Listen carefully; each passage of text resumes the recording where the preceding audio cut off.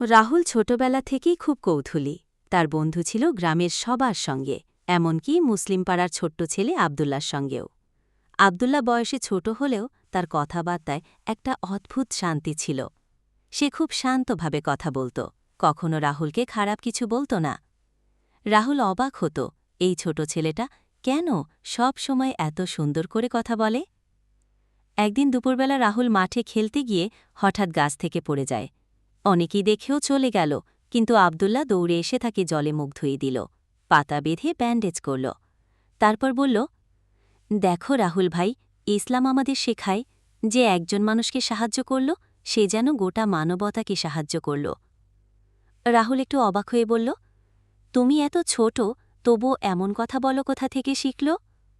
আবদুল্লা বলল, আমি রোজ কুরআন শুনি, নামাজ পড়ি, আর মসজিদের ইমাম সাহেব আমাদের এগুলো শেখান।